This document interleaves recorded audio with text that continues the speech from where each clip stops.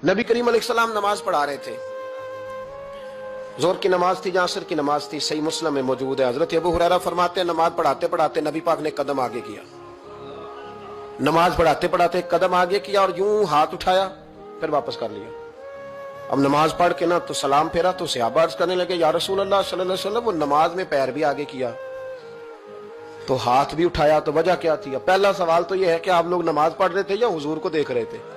तो सहाबा तो पहले ही बताते हैं कि भाई हम तो पहली साफ में नमाज इसलिए पढ़ते थे कि नमाज भी होती रहती थी और चुपके चुपके महबूब की दीद भी होती रहती थी। हुजूर से पूछा, या रसूल अल्लाह, वो नमाज पढ़ते पढ़ते कदम आगे बढ़ाया आपने तो फिर पीछे कर लिया, क्या था? और हाथ उठाया तो फिर आपने नीचे कर लिया। तो नबी करीम फरमाने लगे, नमाज पढ़ाते पढ़ाते जब मैंने कहा ना समी अल्लाहु लिमन हमीदा, अचानक मेरी नजर उठी तो जन्नत में चली गई। नजर उठी तो जन्नत में, तेरे लिए 2-4 कदम अर्श बरी है। तो महबूब फरमाते हैं जब मेरी ऊपर नजर गई ना तो मैंने देखा कि अंगूरों का एक खोशा लटक रहा है जन्नत में। तो मैंने हाथ बढ़ाया कि तोड़ लूं। हुजूर खड़े हैं मस्जिद नबवी में और फरमाते हैं कि मैं यहां खड़े होकर हाथ ऊंचा करूं तो मेरा जन्नत तक पहुंच जाता है।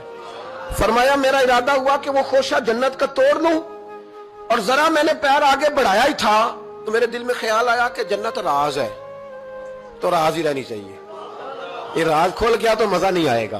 तो मैंने फिर वो हाथ वापस कर लिया। सहाबा कहते हैं जब नबी करीम ने ये बयान किया तो हमारे चेहरे ने तजस्सुस से खेल उठे। तजस्सुस से हम कोई बात और भी सुनना चाहते थे। तो महबूब फरमाने लगे, अगर मैं वो खोशा तोड़ के ले आता और तुम्हें दे देता, तुम कयामत तक भी खाते रहते तो तुमसे खत्म नहीं होना था। ये सही मुस्लिम की हदीस है। ओ भाई, मेरे रसूल करीम के वाक़या में राज पे शिकवा करना, कहना समझ में नहीं आती कैसे गए थे। तो तू जो चाहे तो हर शब हो मिसाले शब असरा, इसलिए कि तेरे लिए 2-4 कदम